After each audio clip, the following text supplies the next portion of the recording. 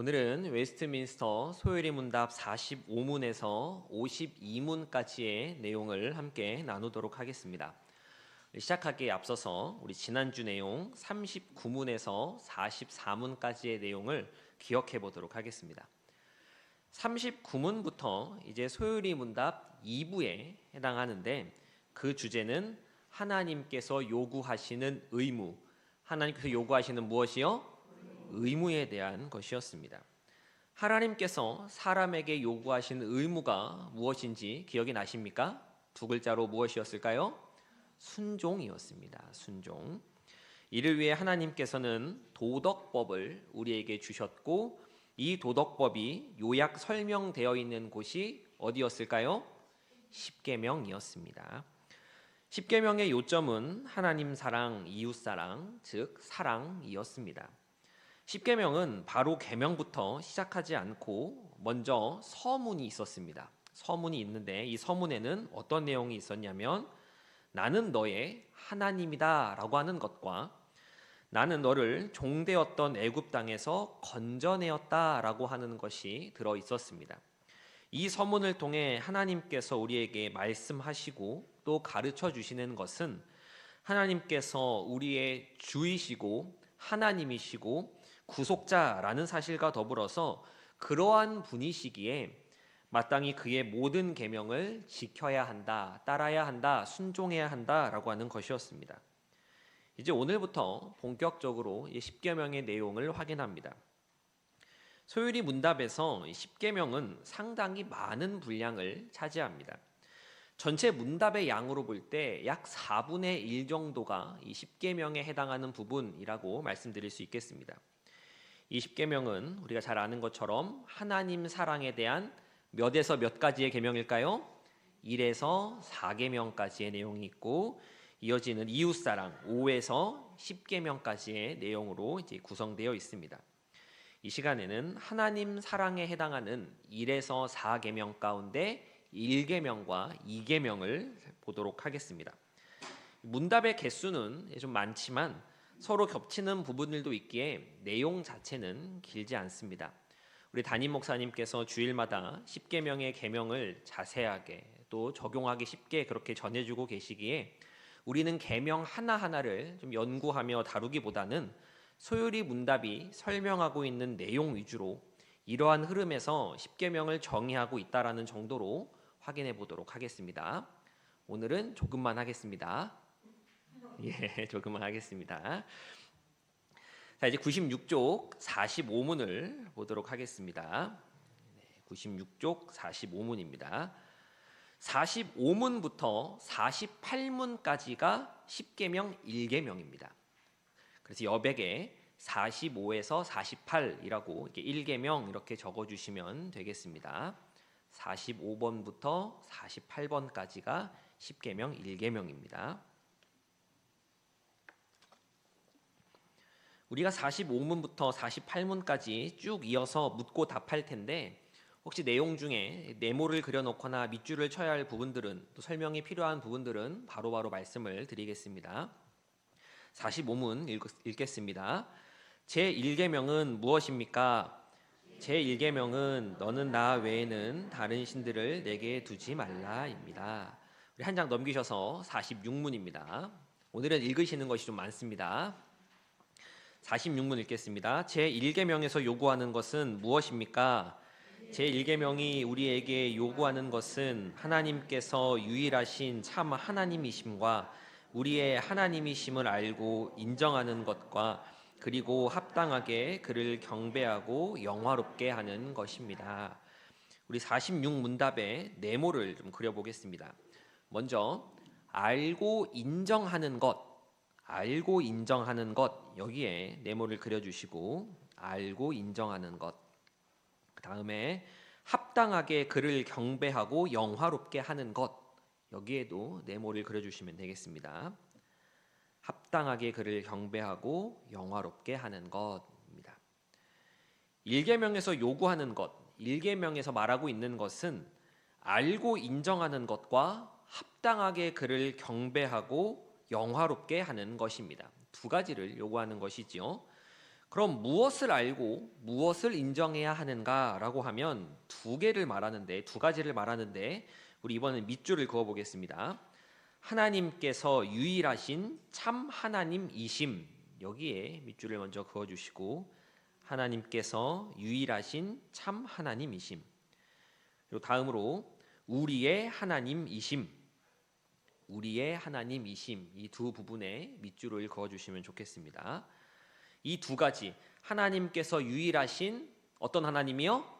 참 하나님이심과 이 하나님이 누구의 하나님이라고요? 우리의 하나님이다라고 하는 것을 알고 인정하는 것입니다. 또 한 장 넘기셔서 47문 보겠습니다. 47문입니다. 제1계명이 금하는 것은 무엇입니까?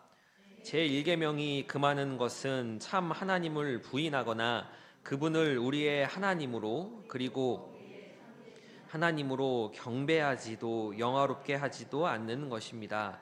그리고 그분에게만 합당한 경배와 영광을 다른 것에 드리는 것입니다.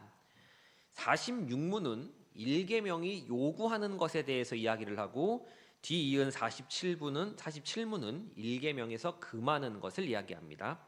무엇을 금하시는가 하면 참 하나님을 부인하거나 그분을 우리의 하나님으로, 그리고 우리의 참되신 하나님으로 경배하지도 영화롭게 하지도 않는 것을 금하시고, 이 내용들은 46문에서 말하고 있는 것과는 정반대의 그러한 내용들이지요. 이렇게 내용이 연달아서 나온다라고 하는 것은 그만큼 중요하다라는 것을 의미합니다. 그리고 금지하는 것이 하나 더 추가되는데, 무엇을 금지하시는가 하면 그분에게만 합당한 경배와 영광을 다른 것에 드리는 것을 금지하십니다. 자, 이렇게 말씀드린 부분들에 밑줄 한 번씩 그어주시면 좋겠습니다. 무엇을 금하시는지 두 가지 말씀드렸지요. 이 내용들에도 밑줄을 그어주세요. 이어서 48문 보도록 하겠습니다. 한 장 넘기셔서 48문입니다. 제가 읽겠습니다. 제1계명에 있는 나 외에는 이라는 말씀은 우리에게 특별히 무엇을 가르칩니까? 제1계명에 있는 나 외에라는 말씀이 우리에게 가르치는 것은 만물을 감찰하시는 하나님께서 우리가 어떤 다른 신을 섬기는 죄를 중히 보시고 매우 노여워하신다는 것입니다. 이 48문은 1계명에 부과된 설명의 내용입니다. 나 외에는 이라고 하는 이 부분이 강조되는데, 여기에 밑줄 긋겠습니다.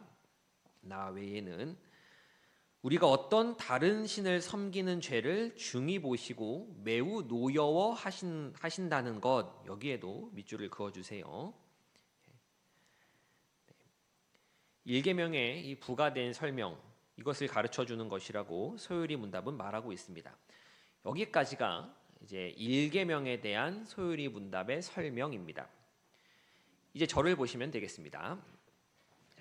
1계명은 사랑해야 할 대상에 대한 설명입니다. 무엇에 대한 설명이라고요? 사랑해야 할 대상에 대한 설명입니다.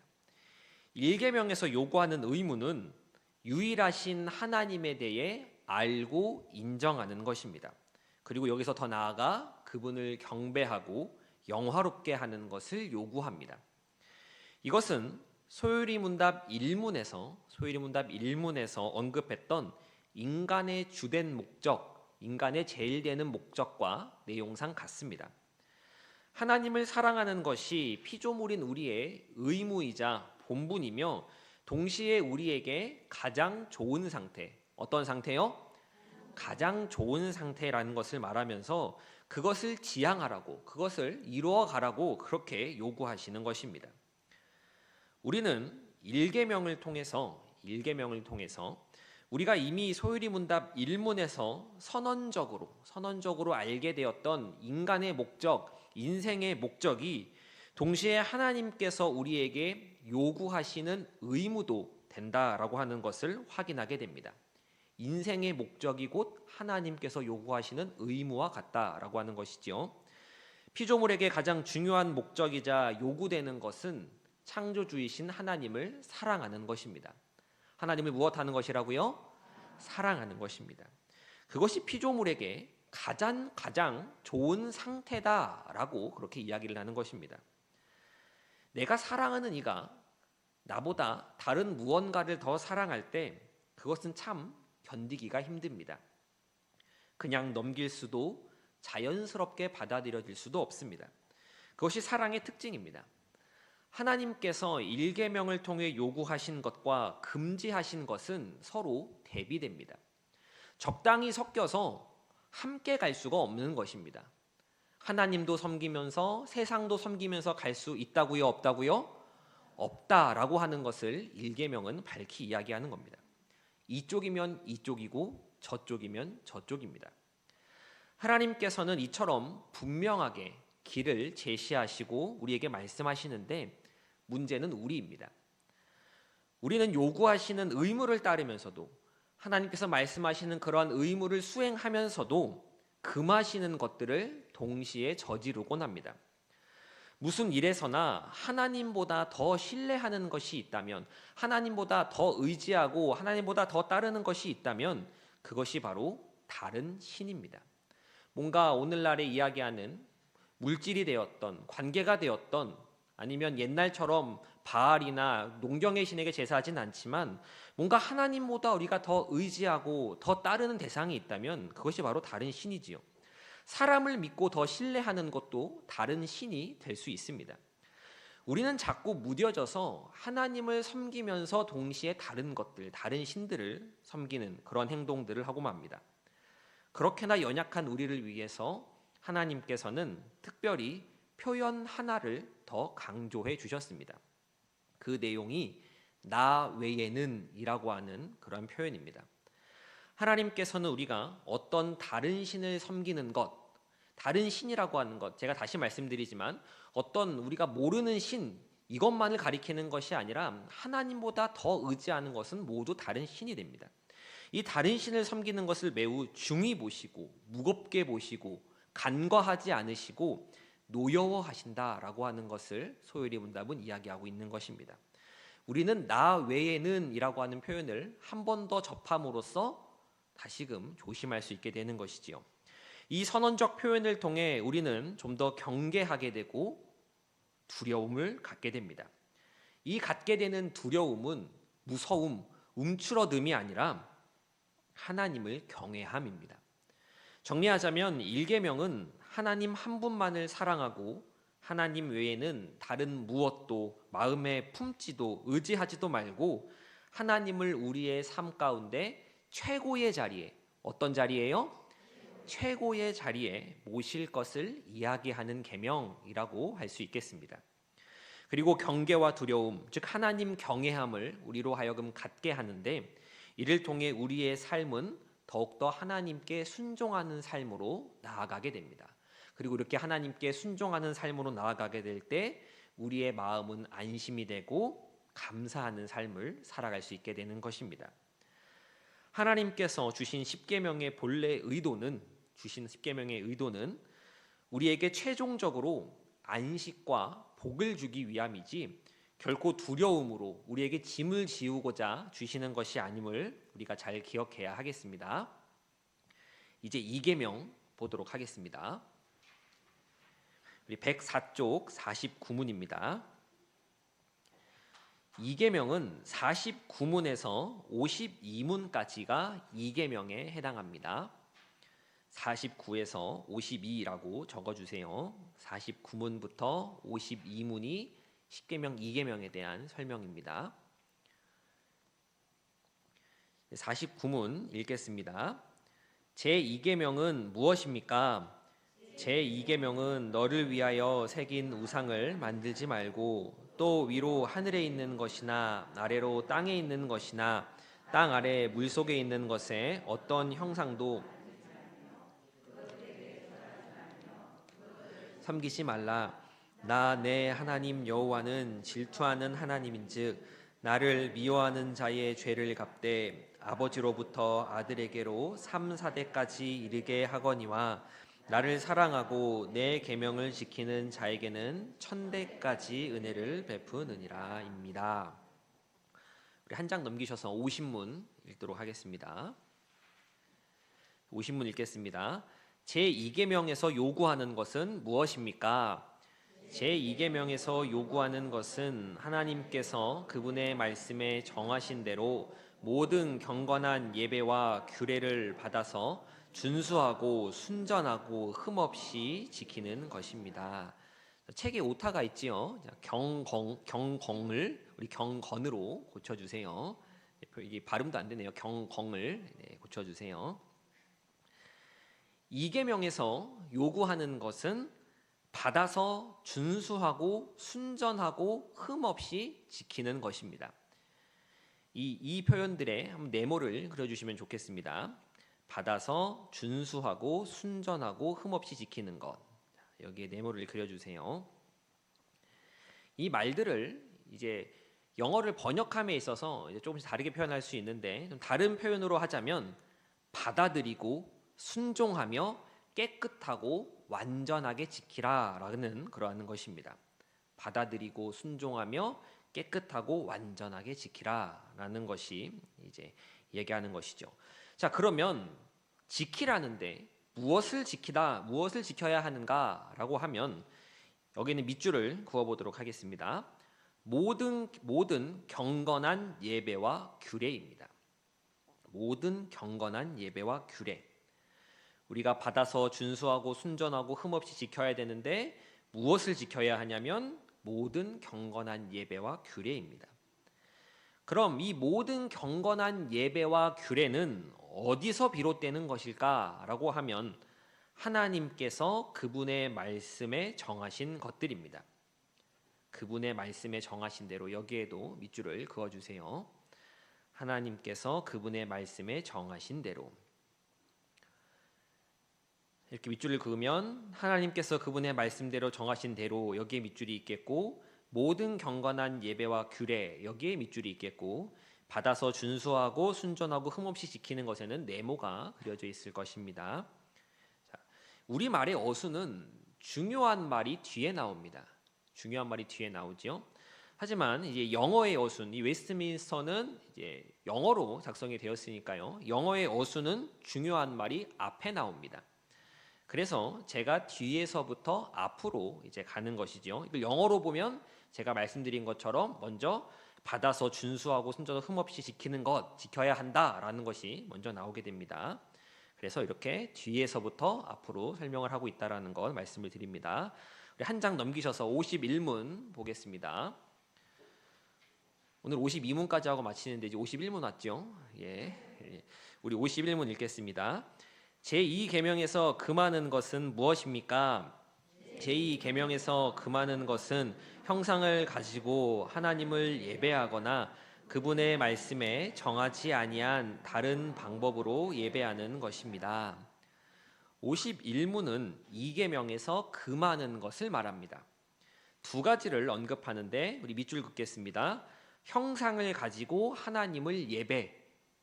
무엇을 금지하는가 하면 첫째로 형상을 가지고 하나님을 예배. 이것을 금하고 이어서 말씀에 정하지 아니한 다른 방법으로 예배.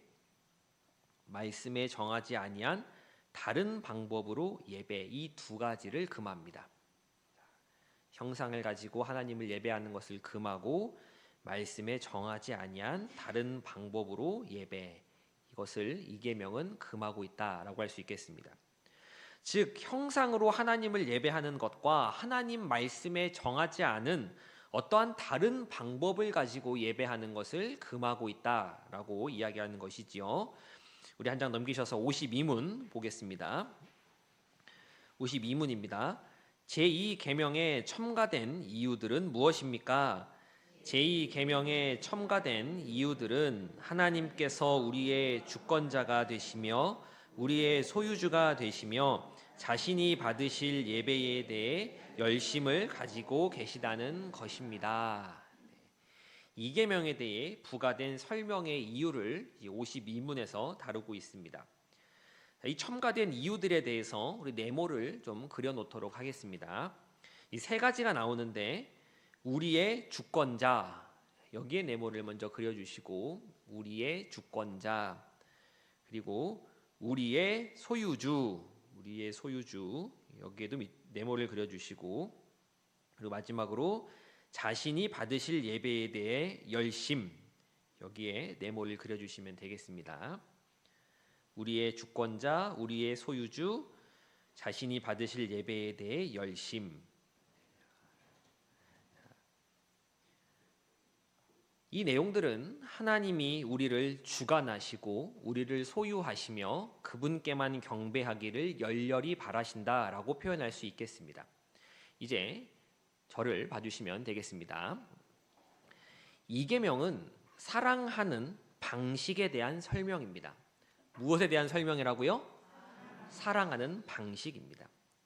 앞서 1계명에서 우리가 사랑해야 할 대상이 누구인가, 사랑해야 할 대상이 누구인가에 대해서 배웠습니다.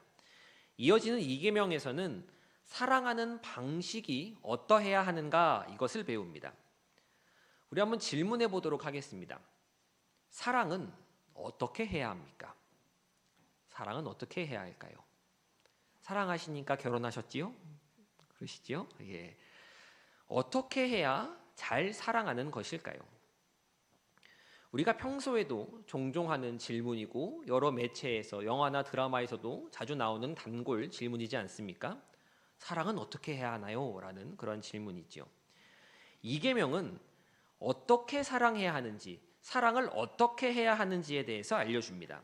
그 내용, 그 정답은 상대방의 방식대로 하는 것입니다. 어떻게 하는 것이라고요? 상대방의 방식대로 하는 것, 상대방의 방식을 따라주는 것입니다. 상대를 사랑하면서 내 방식대로 내 방식을 강요하며 나는 너를 사랑하는 거야, 나는 당신을 사랑하는 거예요 라고 한다면 그건 올바른 사랑이라고 말하기 어려울 뿐더러 되려 상대방을 화나게 만들고 상대방을 불편하게 만들 뿐입니다. 우리가 하나님을 예배한다라고 할 때, 우리가 하나님을 사랑한다라고 할 때 그것이 하나님을 기쁘시게 하는 예배인지 아니면 그저 내가 좋아서 그냥 나의 만족을 채우고자 하는 그러한 예배인지 우리는 돌아볼 수 있어야 합니다. 우리는 예배를 어떻게 드리고 있습니까? 또한 공예배뿐 아니라 우리의 삶이 곧 예배라고 말하지 않습니까? 우리의 삶이, 매일의 삶이 하나님께 드리는 예배인데 이 삶은 하나님 앞에서 어떠한지도 우리는 돌이켜볼 수 있어야 합니다. 내 방식대로 함이 아니라 하나님의 방식대로, 누구의 방식대로요? 하나님의 방식대로 해야 함을 이 계명은 가르치고 있는 것입니다. 이를 보며 이렇게 이야기할 수 있습니다.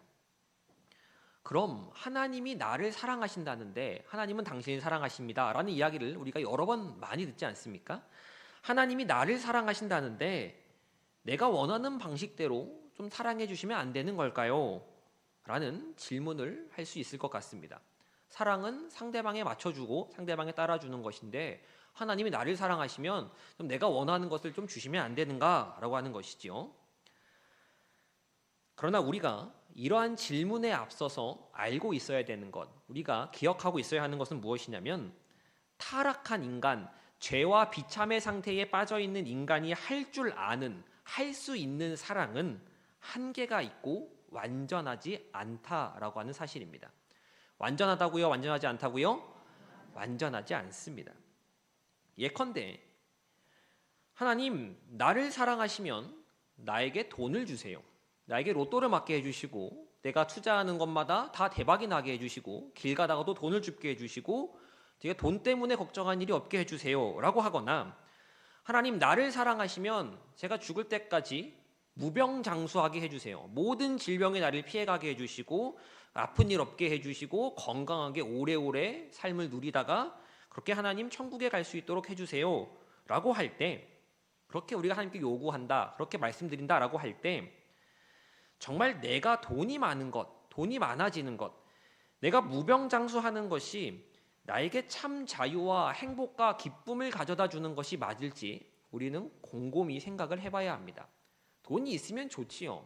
돈이 싫어하는 사람은 없습니다. 하지만 이 돈이 나에게 내가 감당할 수 없을 만큼 많아졌을 때 그 돈이 나를 어떻게 할 줄 모르고 인생에 어떠한 어려움과 문제가 닥칠 줄 모르는데 이 돈 때문에 내가 어떠한 문제에 처하게 되고 가정이 파괴되고 주변 이웃들이 나를 미워하게 되는 어떠한 일이 생기게 될 줄 모르는데 그냥 그런 건 다 제껴놓고 그냥 하나님 나 돈 많이 주세요. 나 아프지 않게 해주세요. 라고 하는 것이 과연 좋기만 한 것일까라는 것을 우리가 생각해 봐야 한다라는 것입니다. 타락한 인간이 하는 생각은 거기서 거기이고 그 수준은 낮을 뿐입니다. 오직 하나님께서 하시는 사랑, 그 사랑의 방식만이 온전하고 순결하고 우리에게 가장 좋은 것이다 라고 하는 것을 우리는 알고 있어야 하고 기억해야 합니다. 때문에 하나님께서 원하시는 방식대로, 누가 원하시는 방식대로요? 하나님께서 원하시는 방식대로 인간이 따르는 것이 인간에게는 가장 좋은 복입니다. 내 생각을 넘어서는 하나님의 생각으로, 하나님의 지혜로 우리의 삶을 보듬어가는 것이 우리에게 복인 것입니다. 1계명과 비슷한 이야기가 반복이 됩니다. 이 계명은 하나님의 요구인 동시에 곧 우리에게 있어 유익이고 복입니다. 무엇이 복된 자리인지를 안다면 복된 자리를 택해야 하지 않겠습니까? 온전한 사랑은 하나님 편에서만 나오며 하나님 편에서만 찾을 수 있습니다. 세상에 완벽한 사랑은 없지요. 부부간에도 완벽한 사랑을 꿈꾸며 결혼하고 그렇게 생활을 하시지만 완벽하지 않다는 것을 우리는 너무나 잘 알고 있습니다. 온전한 사랑은 누구에게만 있다고요? 하나님께만 있다. 하나님의 방식에만 있다라는 것을 우리는 잊지 말아야 합니다. 50문에서 52문의 내용, 요구와 금지의 명령을 볼 때 우리는 하나님께서 스스로 제정하신 예배와 규례들을 무척 중요시하고 계심을 우리는 보게 됩니다. 이에 대해 계명 외에 부과된 말씀으로 그분께서 얼마나 거짓된 예배를 싫어하시는지, 또 반대로 참된 예배자, 영과 진리로 나아가는 예배자를 얼마나 기뻐하시고 사랑스러워 하시는지를 우리는 다시금 보게 됩니다. 정리하자면 이 계명은 우리가 하나님을 어떻게 사랑해야 하는가, 어떻게 예배해야 하는가, 이것에 대한 가르침이라고 할 수 있겠습니다. 우리는 하나님께서 원하시는 방식으로 해야 합니다.